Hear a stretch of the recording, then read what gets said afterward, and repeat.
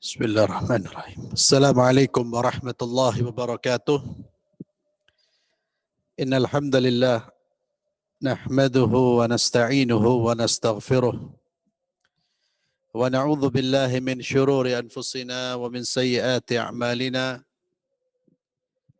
Man yahdihillahu fala mudilla lahu wa man yudlil fala hadiya lahu. Wa asyhadu an la ilaha illallah wahdahu la syarika lahu. وأشهد أن محمدا عبده ورسوله لا نبي بعده. قال الله تبارك وتعالى في كتابه الكريم وهو أصدق القائلين أعوذ بالله من الشيطان الرجيم يا أيها الذين آمنوا اتقوا الله حق تقاته ولا تموتن إلا وأنتم مسلمون وبعد. Ikhwani wa akhwati fillah, a'azzallah wa iyyakum. Para hadirin, para pendengar program-program Masjid Yayasan Perguruan Al-Irsyad Surabaya yang saya muliakan. Alhamdulillahirabbil alamin, kita dipertemukan kembali oleh Allah Subhanahu wa taala di malam hari ini, malam Jumat di bulan Sya'ban, dalam kegiatan dan aktivitas yang insya Allah diridhai oleh Allah Azza wa Jalla. Kita akan berbicara tentang tokoh-tokoh Islam, pengukir sejarah, dan malam hari ini masih kita membicarakan tentang tokoh-tokoh yang hidup bersama dengan Rasulullah SAW.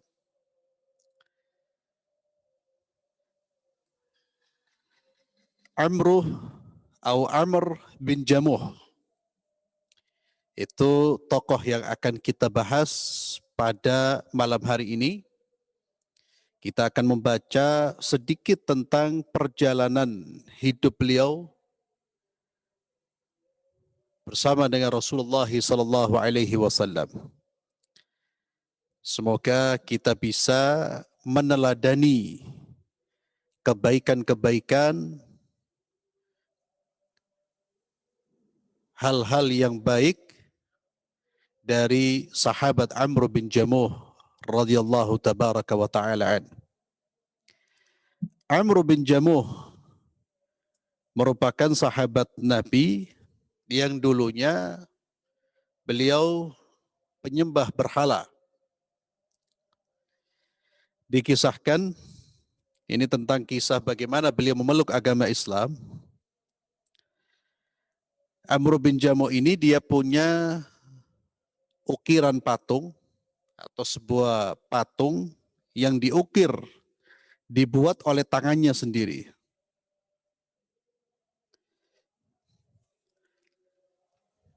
Dan ketika Amr bin Jamuh masih menyembah berhala, anaknya yang bernama Mu'ad bin Amr sudah memeluk agama Allah. Jadi Amr ini ayahnya belum memeluk Islam, anaknya Mu'ad sudah memeluk agama Allah Subhanahu wa taala. Kembali kepada ukiran patung yang dibuat sendiri oleh Amr, kemudian diletakkan di dalam rumahnya dan diberi nama Manaf. Jadi yang disembah itu dibuat sendiri, diberi nama sendiri. Anaknya Amr yang bernama Mu'ad itu berupaya untuk mengajak ayahnya memeluk agama Allah. Berupaya mengajak anaknya untuk mentauhidkan Allah, untuk mengesahkan Allah dan meninggalkan berhala-berhala yang disembah selain Allah Subhanahu wa taala. Si anak ini berpikir gimana caranya untuk mengentaskan orang tuanya dari kesyirikan. Akhirnya muncullah sebuah ide dari anaknya. Anaknya bernama Mu'ad ini mengajak sahabat yang lain yang juga sama namanya Mu'ad. Kalau ini Mu'ad bin Amro, yang satu Mu'ad bin Jabal. Ridwanullah alaihim ajma'in. Dua Mu'ad ini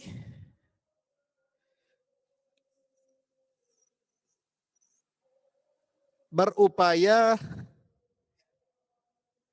untuk menjatuhkan wibawa patung yang disembah oleh Amr bin Jamuh. Bagaimana patung ini menjadi bahan ejekan. Mereka ingin membuktikan bahwa ini bukan Tuhan. Pada malam hari, mereka berdua masuk ke rumah Amr dan membawa patung tersebut lalu dibuang di tempat pembuangan sampah. Jadi anak sama Mu'ad berkolaborasi untuk membuang Tuhannya, dalam tanda kutip Tuhannya, siapa? Amr ini. Pagi harinya Amr bangun dan terkejut. Dia tidak melihat patung ada di tempatnya. Dicari oleh Amr, dicari kemana-mana, akhirnya sampai dia menemukan di tempat pembuangan sampah. Dibersihkan oleh Amr, ya, setelah dibersihkan kemudian diberi wangi-wangian, diberi pengharum, diletakkan kembali di tempat semula. Malam berikutnya, dua Mu'ad ini melakukan perbuatan yang sama di malam pertama. Diambil patung, dikeluarkan dari rumahnya, dibuang di sampah. Keesokan harinya, Amr pun mencari patung tersebut dan menemukan di sampah. Akhirnya Amr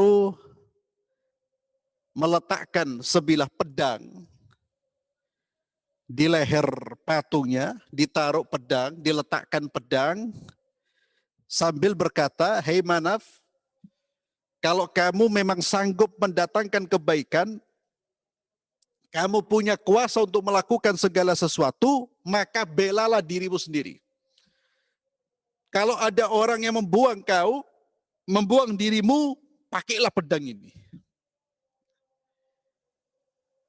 Memang orang-orang yang menyembah patung ini ya entah di mana logika mereka.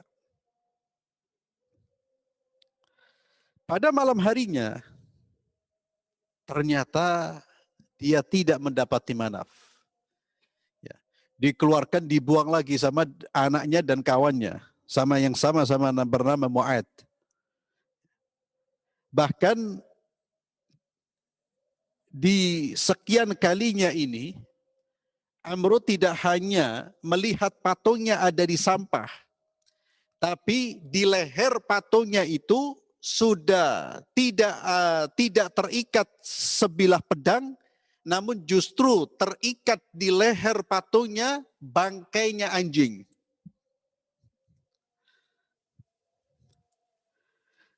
Maka Amr pun terdiam. Dia terheran-heran, ini patung kok seperti ini? Ini Tuhan yang saya sembah.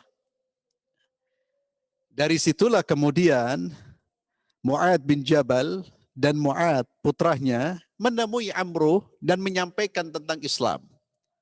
Menyampaikan tentang konsep Tuhan. Menyampaikan tentang tauhid. Dan itu diterima. Karena memang tauhid di dalam Islam itu sangat-sangat bisa diterima oleh siapapun yang mau berpikir dan berakal. Diterima konsep tauhid itu, kemudian Amr pun dia mandi, dia bersihkan dirinya, dia mendatangi Rasulullah SAW dan mengucapkan dua kalimat syahadat. Dia mengucapkan dua kalimat syahadat di hadapan Rasulullah SAW. Berhasillah apa yang dilakukan oleh putranya bersama dengan kawannya. Dan ini merupakan pelajaran bagi kita bagaimana seharusnya kita berusaha untuk menyelamatkan orang-orang yang kita cintai dari penyembahan-penyembahan kepada selain Allah Subhanahu wa taala.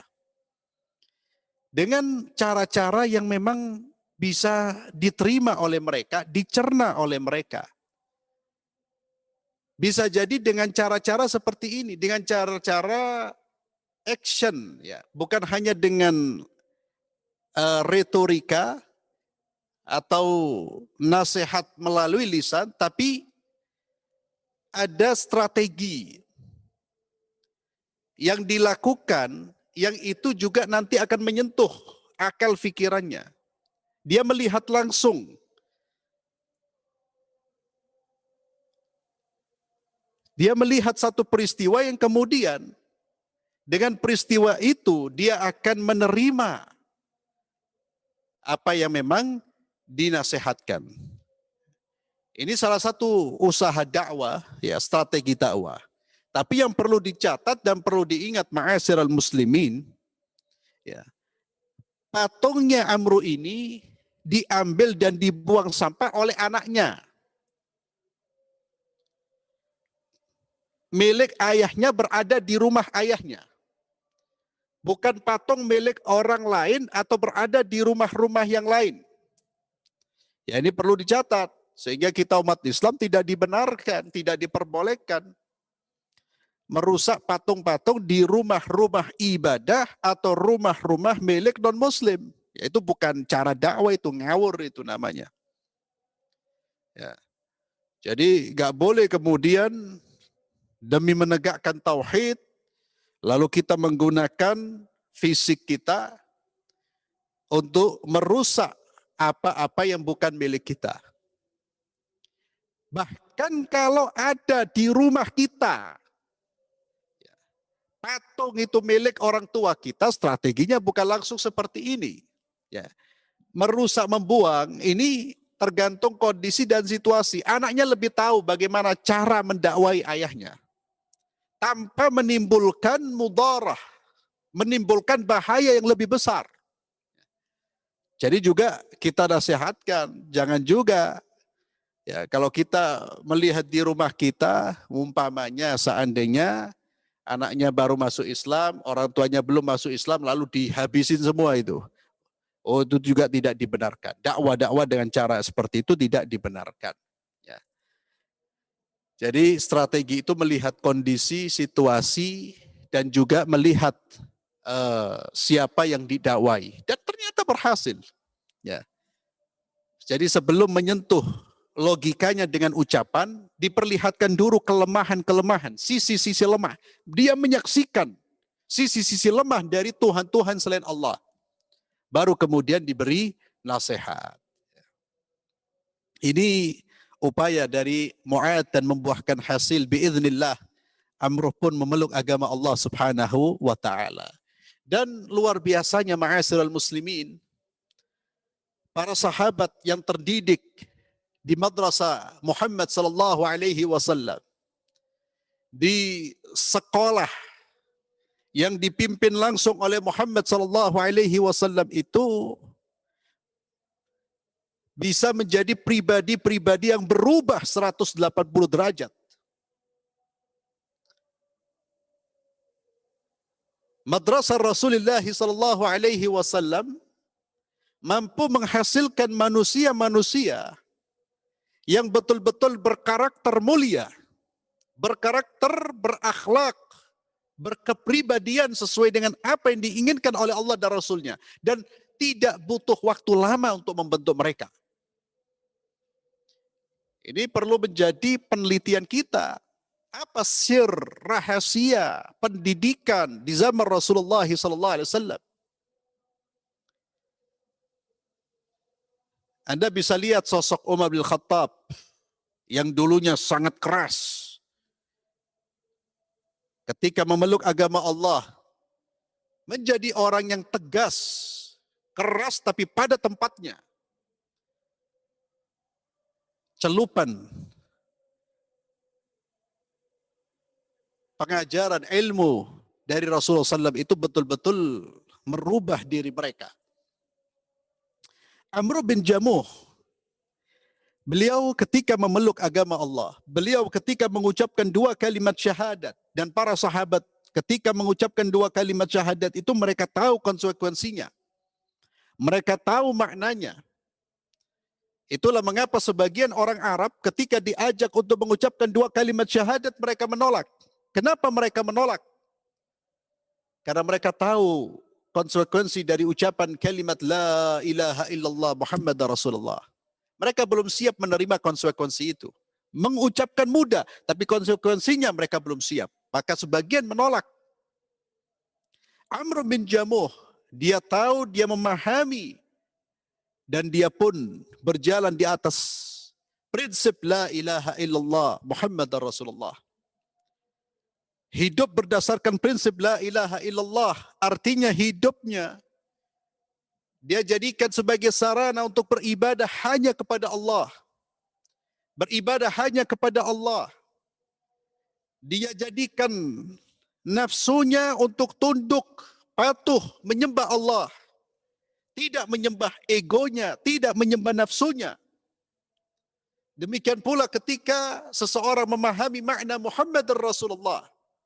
Dia memahami bahwa konsekuensi dari kalimat ini, saya akan menjadikan Muhammad sebagai pemimpin saya.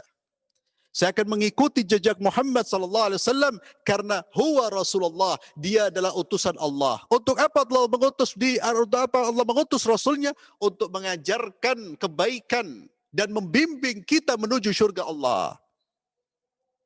Maka Amr pun ketika dia memeluk agama Islam, dia juga mengislamkan hatinya, fikirannya, tenaganya. Semuanya dicelup dengan celupan Islam. Dan semangat berjuang pun tumbuh di dalam diri Amr bin Jamuh radhiyallahu tabaraka wa ta'ala. Amr bin Jamuh ini sebelum masuk Islam, dia juga memiliki kepribadian yang baik seperti al-jud, kedermawanan.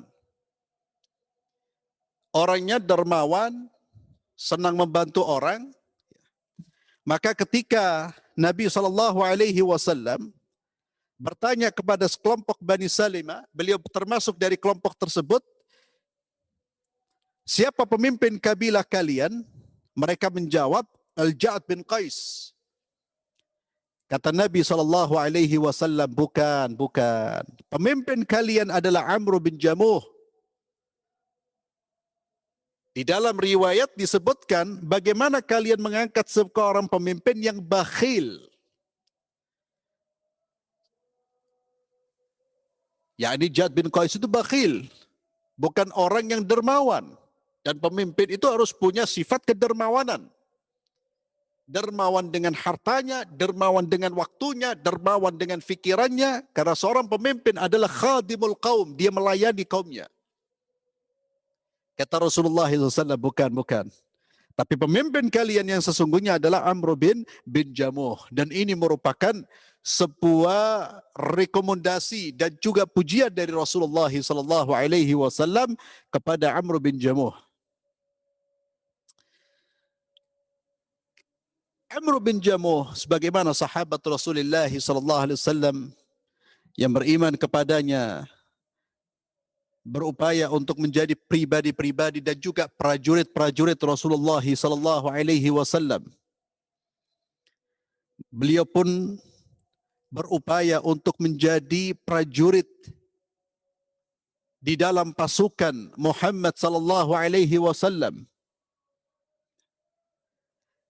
Dan ingat, perlu kita ketahui bahwa Amr bin Jamuh ini orangnya punya cacat, pincang, kakinya ada masalah. Tapi semangat perjuangnya luar biasa. Pada perang Uhud, beliau menemui Rasulullah SAW agar ia diizinkan untuk berperang. Karena pada perang Badar, Amr bin Jamuh tidak diizinkan oleh Rasulullah SAW. Jadi pada perang Badar ini, Amr bin Jamuh ingin jihad, anak-anaknya, beliau punya 4 anak, semuanya singa. Singa dalam pengertian positif ya.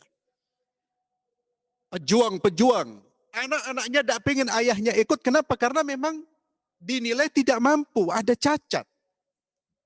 Sehingga ketika Amruh mengajukan diri untuk menjadi prajurit di medan Badar, anak-anaknya pun mendatangi Rasulullah SAW, memastikan atau meminta kepada Rasulullah agar tidak mengizinkan ayahnya. Dan Rasulullah tidak mengizinkan. Namun di perang Uhud, perang berikutnya, Amr bin Jamuh tidak tahan. Dia datang kepada Rasulullah SAW dan memohon kepada Nabi. Dia betul-betul memohon, memaksa Rasulullah SAW. Dia sampaikan, ya Rasulullah, mana'uni, anak-anakku melarang diriku untuk ikut berjuang bersamamu ya Rasulullah. Ketahuilah ya Rasulullah, cita-citaku saya pengen menginjakkan syurga dengan kaki pincangku ini ya Rasulullah. Berilah saya kesempatan untuk berjuang di jalan Allah. Berilah saya kesempatan untuk berjuang di jalan Allah. Maka Rasulullah SAW akhirnya mengizinkan Amr bin Jamuh. Diizinkanlah Amr bin Jamuh berangkat di medan perang. Dan apa doa Amr bin Jamuh? Dia berdoa kepada Allah dengan khusyuk, ya Allah, anugerahi aku kesyahidan dan janganlah kembalikan aku kepada keluargaku. Artinya wafatkan aku sebagai syuhada. Dan istajab Allahu du'ah. Allah mengabulkan doanya. Beliau pun wafat terbunuh di medan Uhud. Dan ketika Rasulullah SAW mencari jenazah para syuhada, beliau berpesan kepada sahabat-sahabatnya, hendaknya kalian mengubur jasad Abdullah bin Amr bin Haram ini dan jasad Amr bin Jamuh dalam satu makam. Ya, karena di medan Uhud itu satu liang bisa 2 orang. Dikuburkan Amr bin Jamuh dengan Abdullah bin Amr bin Haram. Kuburkan dalam satu makam karena semasa hidup mereka berdua, mereka saling mencintai dan saling mengasihi. Dan wafatlah Amr bin Jamuh dengan kondisi yang cacat. Namun cacatnya tidak menghalangi beliau untuk menjadi sosok yang memberikan kontribusi kebaikan di dalam agama Allah. Betapa banyak di antara kita yang kakinya sehat, badannya sehat, ke masjid di samping rumahnya saja tidak mau. Ke masjidnya kapan? Hanya sholat Jumat. Bahkan na'udzubillah ada yang sholat Jumat tidak ke masjid. Ada orang yang sehat, segar bugar, kakinya sehat, berbagai macam majlis ilmu yang ada di depannya, di sekitarnya tidak pernah dikunjungi. Lalu dia mengharapkan syurga Allah Subhanahu wa taala. Kita lihat bagaimana Amr bin Jamuh dalam kondisi seperti itu. Dia tidak kemudian menangisi, meratapi dirinya. Dan ini pelajaran penting ma'asyiral muslimin. Apapun kondisi kita, mari kita jadikan kondisi kita itu sebagai sarana untuk mendekatkan diri kita kepada Allah. Apapun kondisi kita. Apapun kondisi kita. Tidak ada alasan kita untuk berhenti berjuang. Bahkan tidak punya apa-apa pun masih ada semangat untuk berjuang. Dan perlu kita ingatkan bersama bahwa perjuangan-perjuangan sahabat Rasulullah SAW di medan-medan perang itu adalah perjuangan jihadun syar'i, jihad yang memang syar'i. Kenapa syar'i? Karena mereka berjihad bersama dengan Rasulullah SAW. Mereka berjihad di atas komando Sayyidina Muhammad SAW. Mereka berjihad atas instruksi Rasulullah SAW. Dan mereka berjihad melawan musuh-musuh yang memang memanggul senjata, mengangkat senjata untuk menebas leher-leher kaum muslimin.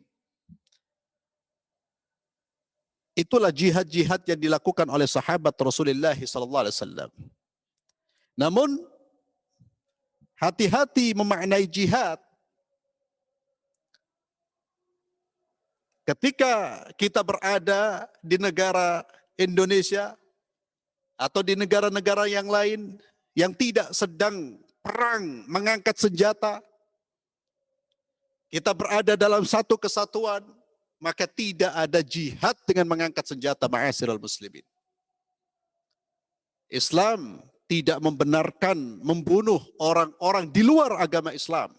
Bahkan itu termasuk perbuatan yang terkutuk.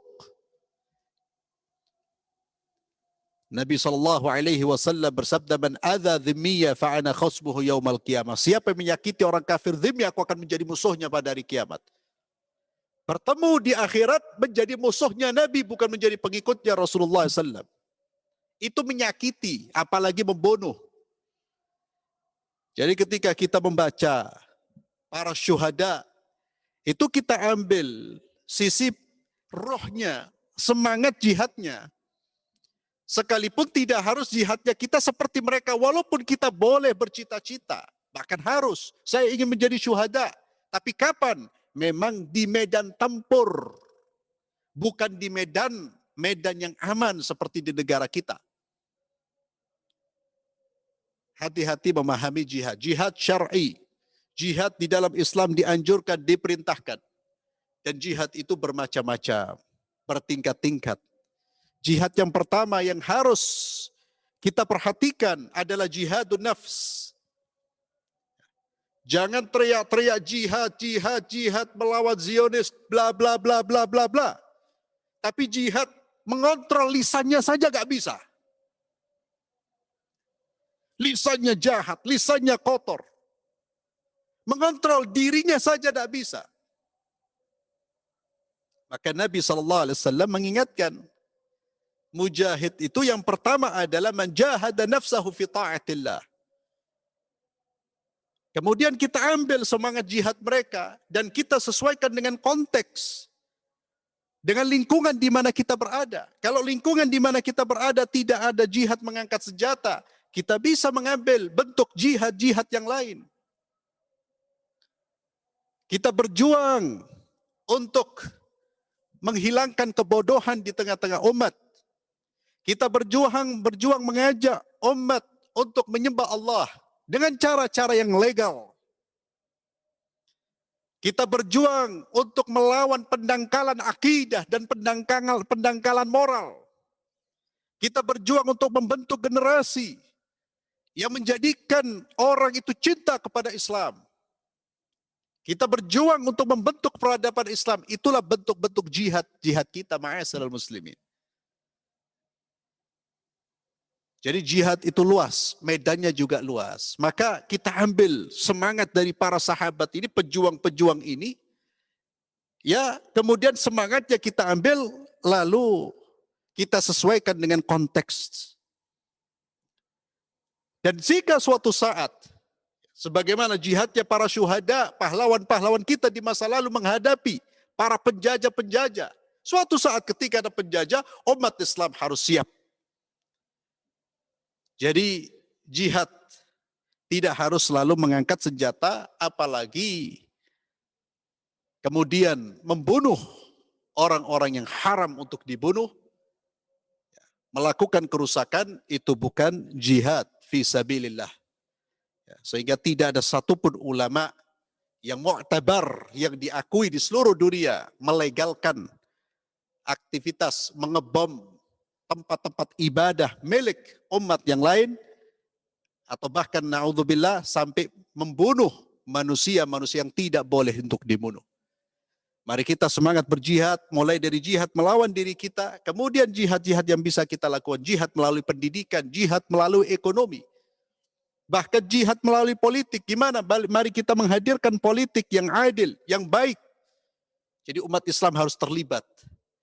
Dan itu pendekatannya adalah pendekatan jihad. Jihad itu artinya badlul wus'i, usaha sungguh-sungguh demi mendapatkan ridhonya Allah dan demi menegakkan agama Allah. Dan itu harus dengan ilmu, dengan cara-cara yang benar. Mudah-mudahan bermanfaat. kajian pada malam hari ini, dan selalu kita berdoa kepada Allah mudah-mudahan kita dipertemukan dengan Rasulullah dan dikumpulkan dengan sahabat-sahabat beliau. Barakallahu fikum. Kita akhiri dengan doa kafaratul majlis. Subhanakallahumma bihamdik. Asyhadu an la ilaha illa anta astaghfiruka wa atubu ilaik. Assalamualaikum warahmatullahi wabarakatuh.